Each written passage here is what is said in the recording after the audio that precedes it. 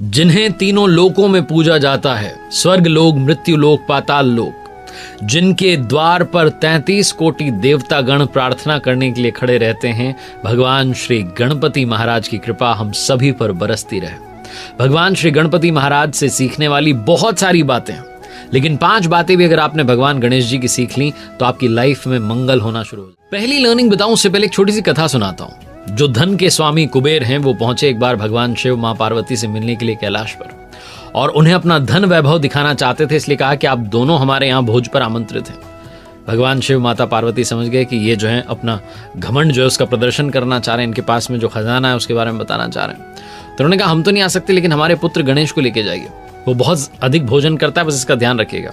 कुबेर जो थे वो अहंकार में थे, उन्होंने कहा कोई बात नहीं, आप भेजिए, हम व्यवस्था कर देंगे, हमारे यहाँ कोई कमी नहीं है। भगवान शिव जी ने कहा देख लो हमारा बेटा बहुत भोजन करता है। उन्होंने कहा कोई बात नहीं, आप भेजिए। जैसे ही गणेश जी वहां पहुंचे कुबेर स्वामी के यहाँ पर, उन्होंने भोजन करना शुरू किया। जितना भोजन पका था सारा खत्म हो गया। जो कुबेर थे उन्होंने आदेश दिया कि और बनाया जाए, और बनाया गया, वो खत्म हो गया। भंडारे में जो बचा था वो भी खत्म हो गया। धीरे धीरे धीरे सारा भोजन खत्म हो गया। कुबेर को समझ में नहीं आया कि अब जो अतिथि आए इनको कैसे तृप्त किया जाए। दौड़ करके पहुंचे वापस भगवान शिव के पास, कहने लगे कि आप सही कह रहे थे, आपका जो पुत्र है वो तो बहुत भोजन करता है, अब क्या किया जाए।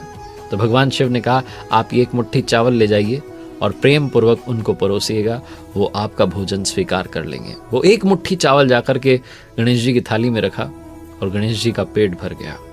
ये जो पहली बात मैंने आपको बताई, जो कथा आपको बताई, ये सिखाती है कि गणेश जी का एक तो मुंह बहुत छोटा है, और छोटा मुंह ये बताता है कि कम बोलना चाहिए, नाप तौल के बोलना चाहिए, वहीं बोलना चाहिए जहां वाकई में आवश्यकता है।